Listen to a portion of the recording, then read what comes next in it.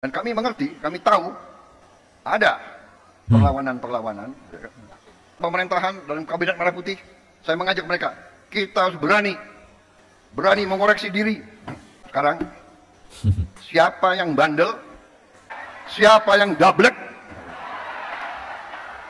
siapa yang tidak mau ikut dengan aliran besar ini, dengan tuntutan rakyat, pemerintah yang bersih, siapa yang tidak patuh, saya akan tidak.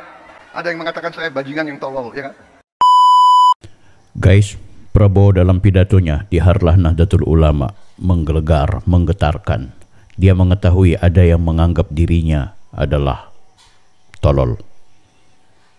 Kita ikuti pidatonya. Full guys.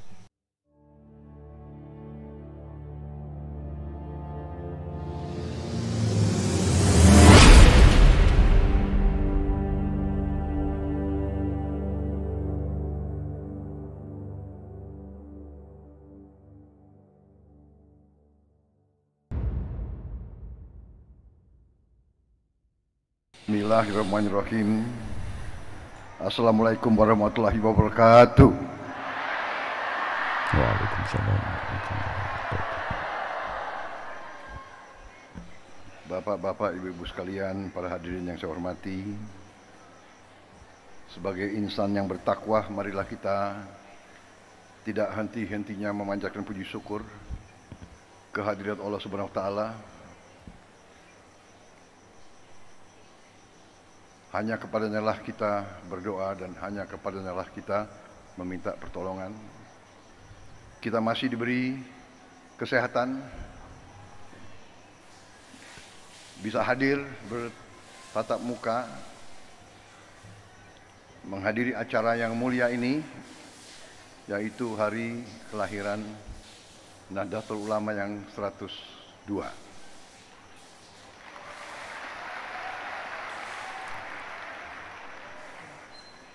Yang saya hormati Wakil Presiden Republik Indonesia, Saudara Gibran Rakabuming Raka. Yang saya hormati Wakil Presiden Republik Indonesia ke-13, Bapak Profesor Dr. Kiai Haji Ma'ruf Amin yang saya hormati. Guys, sebelum lanjut ya, itu ada pemberitaan bahwa ketika Pak Prabowo menyapa Gibran itu ada yang teriakin, seolah-olah teriakinnya itu dalam konteks melakukan ejekan, padahal itu sama Pak Kiai Ma'ruf Amin dan juga Mas Gibran diteriakin dalam konteks kebanggaan warga Nahdlatul Ulama terhadap wakil presidennya, masih muda lagi. Jadi hati-hati ya dengan pemberitaan yang aneh-aneh. Ketua Majelis Permusyawaratan Rakyat Republik Indonesia, Saudara Ahmad Muzani. Anak buahnya di Gerindra.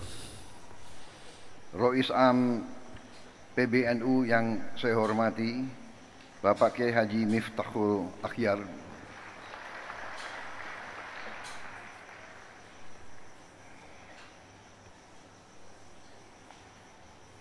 Ada sedikit cerita hubungan batin saya, hubungan emosional, karena beliau adalah orang yang terakhir saya jumpai sebelum pemilihan presiden bulan Februari yang lalu. Beliau saya datang dan beliau saya minta doa, alhamdulillah besoknya lancar.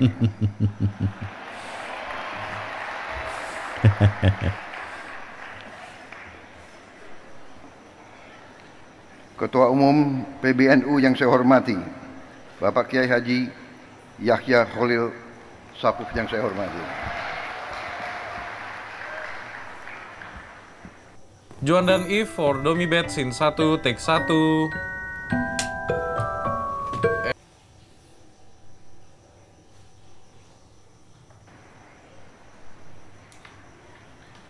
Wakil Rois Am PBNU sekaligus Ketua Majelis Ulama Indonesia, Bapak Kiai Haji Anwar Iskandar yang saya hormati dan saya muliakan. Khatib Am PBNU Kiai Haji Ahmad Said Asrori yang saya hormati, Sekjen PBNU sekaligus Menteri Sosial Kabinet Merah Putih, Saudara Saifullah Yusuf, lebih dikenal Gus Ipul, Menteri Agama Republik Indonesia Bapak Profesor Dr. Kiai Haji Nasaruddin Umar. Itu disorakin guys. Lo pikir Pak Kiai, Pak Menteri Agama, apa itu? Disorakin, dinyinyirin. Jadi itu biasa. Hati-hati tuh yang memanfaatkan buat konten sembarang. Para menteri koordinator, para menteri, para kepala badan, kepala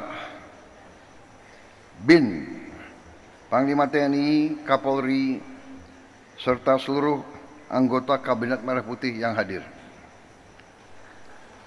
Para duta besar negara sahabat yang hadir.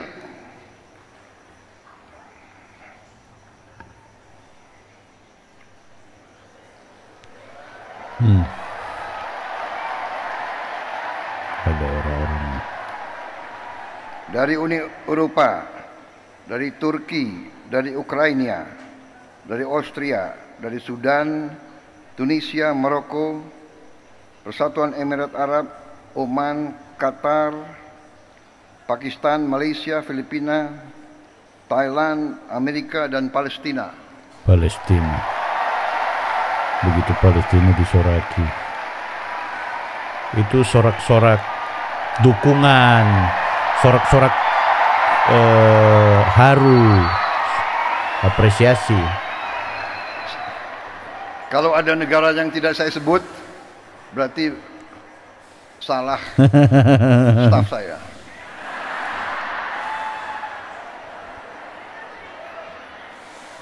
Minta maaf.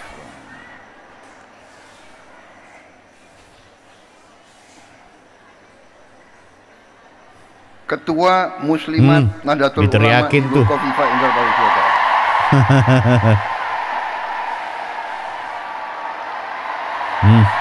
Disorakin, terharu. Di mana ya berdiri negara? Menteri, gubernur. Sorry.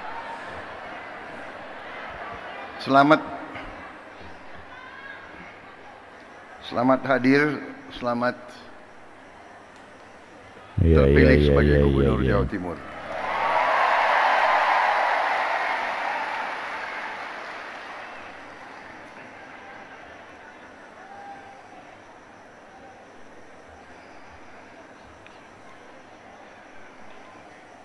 Perwakilan tokoh agama yang hadir dari Muhammadiyah, Fatayat, Muslimat,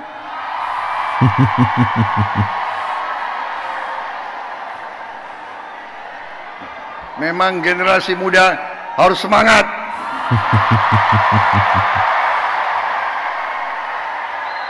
Keren. Perwakilan dari PGI, dari KWI, Hindu Dharma, Walubi, serta tokoh-tokoh lain yang tidak dapat saya sebutkan satu persatu. Hadir dari Ikatan Putra-Putri NU. Itu begitu videonya ke Mas Gibran, ya, videotronnya langsung disoraki. Itu disoraki gembira, sebagaimana Khofifah, sebagaimana Menteri Agama. Ini orang-orang yang nyinyir. Ada. Oh, Ansor.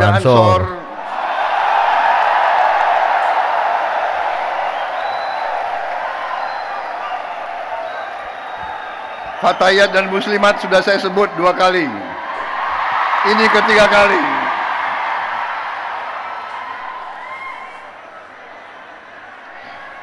Saudara-saudara sekalian, bapak-bapak, ibu-ibu sekalian, saya ingin mengucapkan terima kasih atas kehormatan yang besar diberikan kepada saya untuk bisa hadir di tengah-tengah saudara-saudara dalam peringatan hari lahir NU yang ke-102. Begitu saya masuk aula ini, saya merasa suatu aura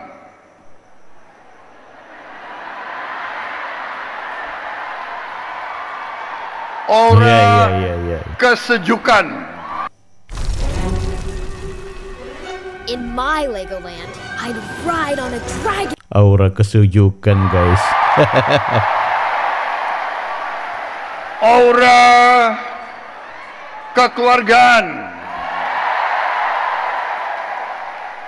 Aura niat baik. Ibnu. Aura suasana batin yang penuh perdamaian. Saya merasa nyaman di tengah-tengah saudara-saudara sekalian. Saya merasa nyaman dan aman. Sepertinya saya kalau masuk ke sini saya dapat energi baru. Saya dapat kekuatan baru. Sepertinya setelah hadir di sini saya tambah berani.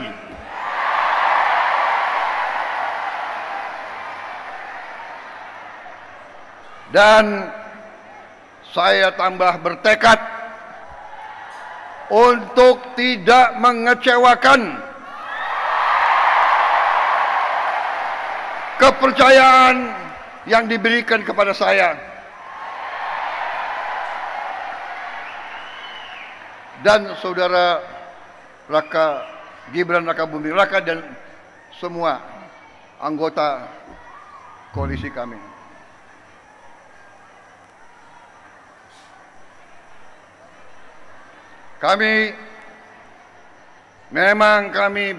Memang saya pun punya ketakutan.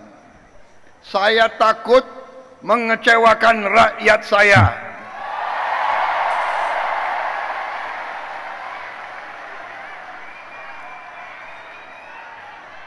Saudara-saudara, saya kira tokoh-tokoh ulama yang ada mengerti, mengenal saya, bahwa saya memang sudah lama saya dekat dengan kalangan ulama. Tapi dulu ulamanya ulama pemarahan. Dan saya sering cerita, kenapa saya dekat sekali sama ulama, karena saya ini mantan prajurit, mantan tentara. Tentara selalu dekat sama ulama. Kenapa?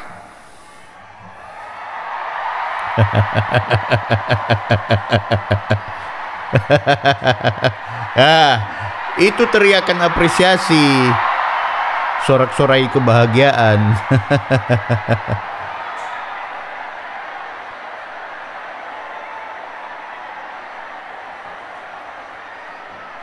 Kenapa? Karena seorang prajurit itu dari sejak muda dia harus berangkat tugas menghadapi bahaya, menghadapi maut. Dan biasanya orang kalau menghadapi maut yang cari kiai.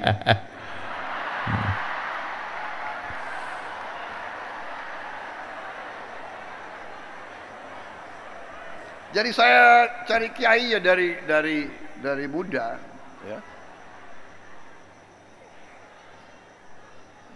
Jadi terima kasih atas nama pribadi dan atas nama pemerintah Republik Indonesia. Sekali lagi selamat kepada NU. NU punya jasa besar terhadap lahirnya bangsa Indonesia. perjuangan kemerdekaan berpusat di pesantren-pesantren.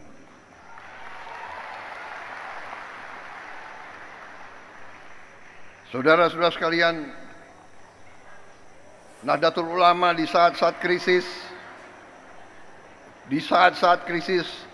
Nahdlatul Ulama tampil selalu dan mengambil sikap untuk menyelamatkan negara dan bangsa Republik Indonesia.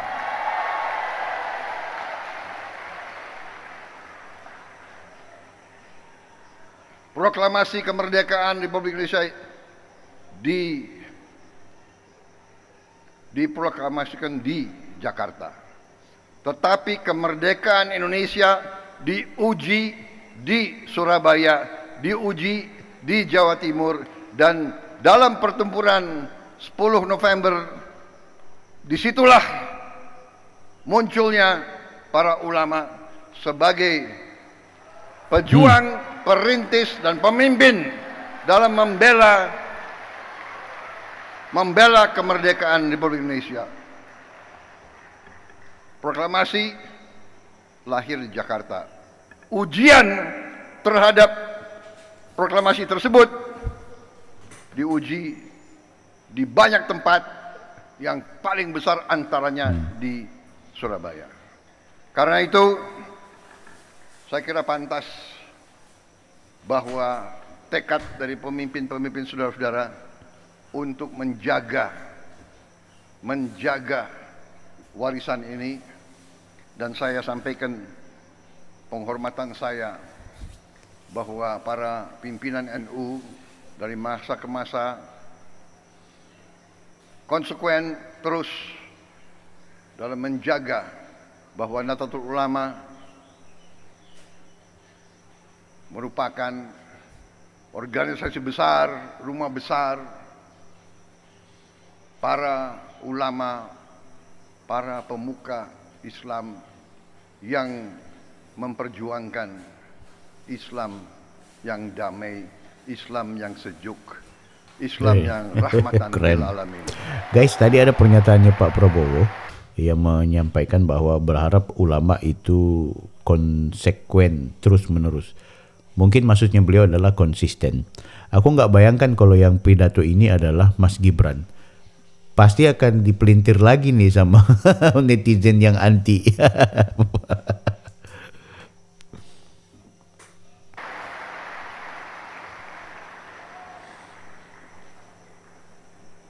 Dari sejak dulu saya kenal Gus Ipul lama sekali. Beliau waktu itu Ansor ya.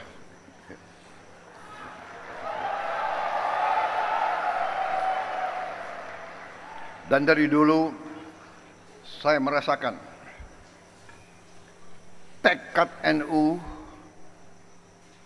keberpihakan NU, komitmen NU untuk mempertahankan NKRI, untuk menjadi barisan terdepan pembela tanah air. Karena itu saya kira sangat pantas bahwa NU bisa dikatakan kelompok religius yang nasionalis.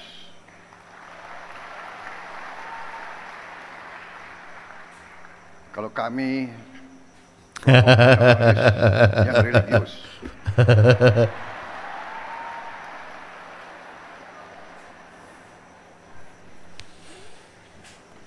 Ini sebetulnya sudah disiapkan sambutan yang cukup panjang.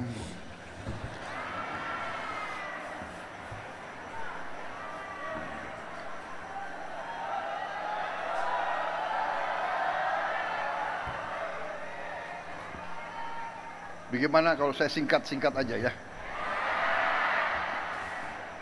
Kalian kan sudah bosan sambutan nih.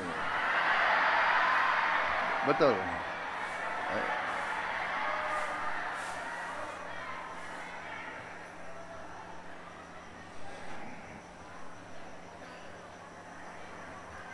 Hari ini saya hadir di tengah suasana hijau.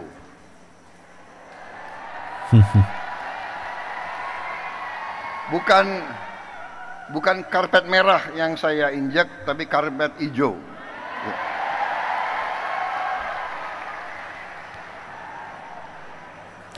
Lampunya pun hijau.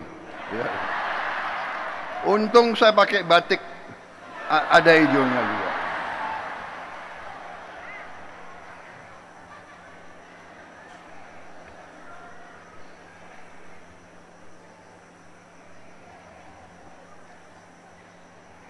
Saudara-saudara, kalau kita lihat dalam sejarah kita, ini saya diberi catatan bahwa pahlawan nasional kita 13 orang dari Nahdlatul Ulama.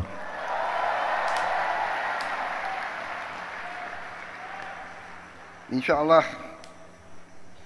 akan tambah tahun ini. Kita perjuangkan, mudah-mudahan bisa diterima. Saya tidak tahu siapa Menteri Sosial, siapa yang menentukan pahlawan nasional. Bukan Menteri Sosial. Tapi kalau saudara nggak ajukan, ya saya nggak bisa.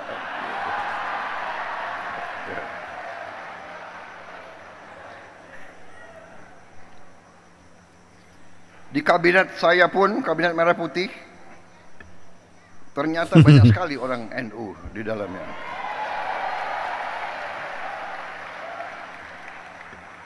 Menteri Agama, Menteri Sosial, Menteri Pemberdayaan Perempuan dan Perlindungan Anak, Menteri Agraria, dan Kepala Badan Pertanahan Nasional, itu menterinya, wakil menterinya banyak lagi. Tapi itu bukan karena NU. Karena orang-orang mereka itu memang hebat-hebat. Jadi yang diajukan hebat, ya tidak bisa ditolak, ya kan? Saudara-saudara, saya kira intinya ingin saya sampaikan, terima kasih atas dukungan saudara-saudara selama ini. Dukungan untuk pemerintah Republik Indonesia.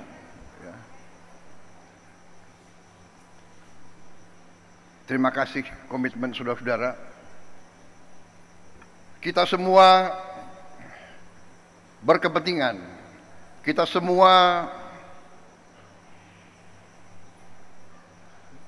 punya keinginan, kita semua bertekad ingin Republik Indonesia itu menjadi negara yang berhasil.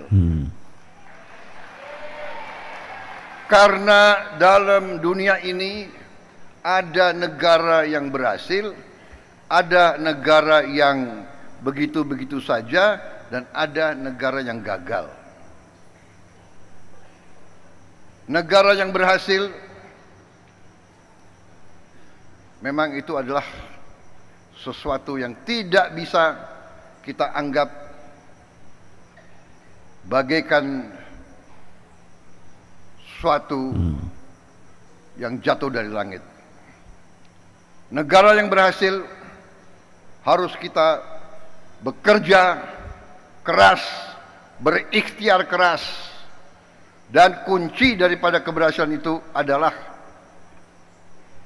persatuan dan kesatuan dan kerukunan dan kerjasama. Dan di situ saya kira Nahdlatul Ulama memegang peran yang penting dengan mewakili kelompok mayoritas agama NU bersama Muhammadiyah, Persis dan lain-lain, mewakili kelompok mayoritas tapi dengan moderasi, dengan moderat, dengan kesejukan, dengan saling menghormati dan saling menghargai dan saling melindungi semua umat lain.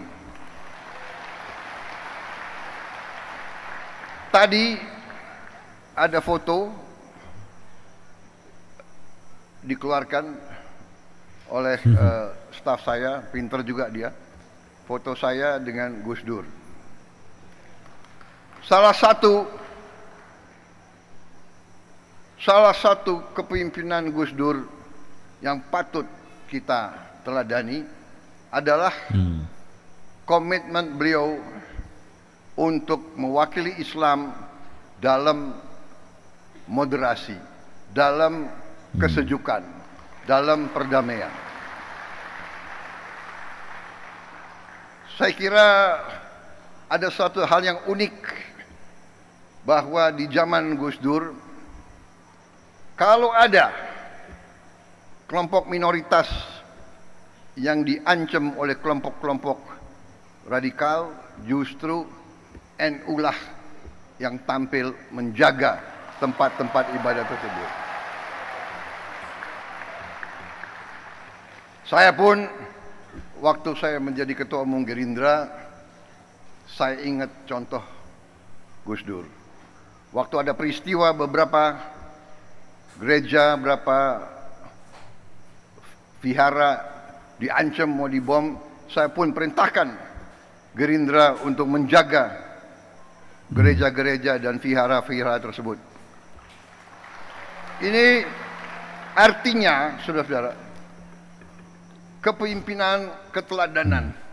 Pemimpin harus berani memberi contoh. Walaupun mungkin tidak populer. Pada saat itu Gus Dur mungkin kurang populer dengan banyak orang karena beliau berani. Sekarang pun saudara-saudara, kita harus berani. Kita harus berani. Saya ajak semua rekan-rekan saya dalam pemerintahan, dalam kabinet Merah Putih, saya mengajak mereka, kita harus berani mengoreksi diri, berani membangun suatu pemerintahan ke depan yang bersih, pemerintah yang bebas dari penyelewengan dan dari korupsi.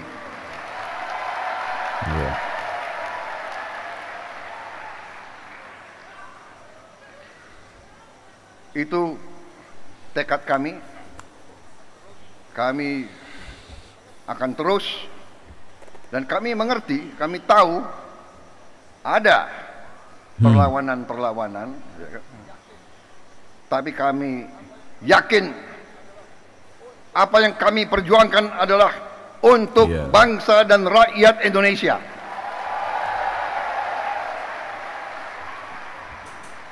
Kami tidak akan ragu-ragu bertindak. 100 hari pertama, ya, saya sudah beri istilahnya peringatan berkali-kali. Sekarang, siapa yang bandel,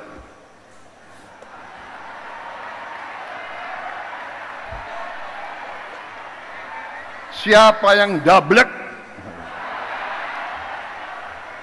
siapa yang tidak mau ikut dengan aliran besar ini, dengan tuntutan rakyat, pemerintah yang bersih, siapa yang tidak patuh, saya akan tidak.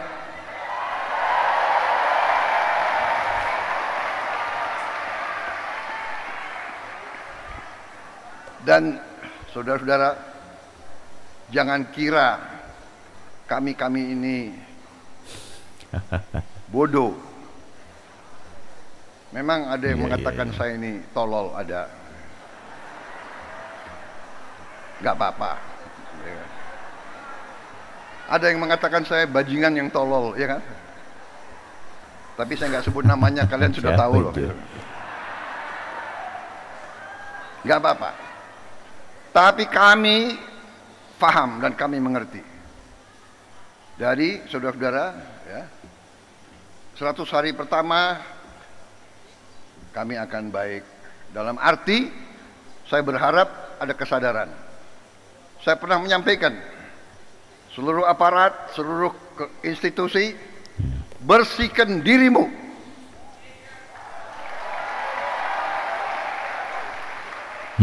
Sebelum kau dibersihkan.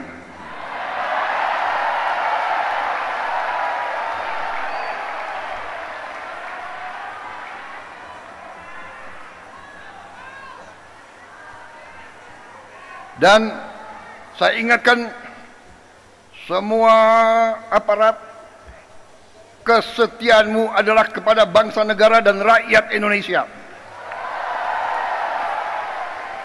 Kalau kau tidak setia kepada rakyat Indonesia, kalau kau menghalangi kebijakan-kebijakan yang untuk membantu rakyat Indonesia, saya akan tindak, saudara-saudara sekalian.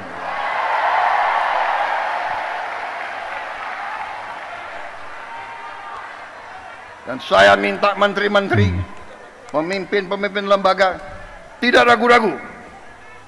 Saudara-saudara kita hanya bekerja untuk bangsa, negara, dan rakyat Indonesia. Terima kasih.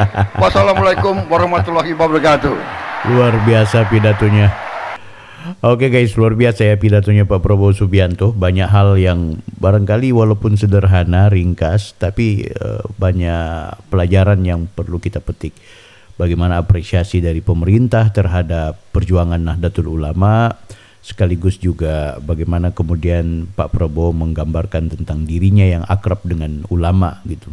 Nah, hal yang paling spesial juga dia ingin memperingati kepada seluruh menteri agar tetap bekerja dan berjuang dengan baik dan dipastikan untuk tidak perlu takut dengan siapapun. Ada singgungan juga dari Pak Prabowo, memang banyak yang nyinyir ke beliau ya. Ada yang mengatakan Pak Prabowo itu tolol kan gitu, ya, nggak pantas diungkapkan. Tapi Pak Prabowo menyatakan bahwa dia semakin percaya diri, apalagi dengan adanya dukungan Nahdlatul Ulama. Mari guys, kita dukung Pak Prabowo, dan spesial juga tadi Mas Gibran ya, yang disorak kebahagiaan, yang disorak-sorak sebagai bentuk penghormatan dari warga Nahdlatul Ulama yang hadir. Mereka menegaskan bahwa Mas Gibran ini patut mendapat apresiasi dari generasi muda. Jadi yang nyinyir, ayo belajarlah dari setiap pidato demi pidato yang disampaikan Pak Prabowo, karena di sana ada pelajaran yang barangkali juga intinya adalah ingin merekatkan ukhuwah kebersamaan kita sebagai sebuah warga bangsa. Jangan lupa like, comment, dan subscribe.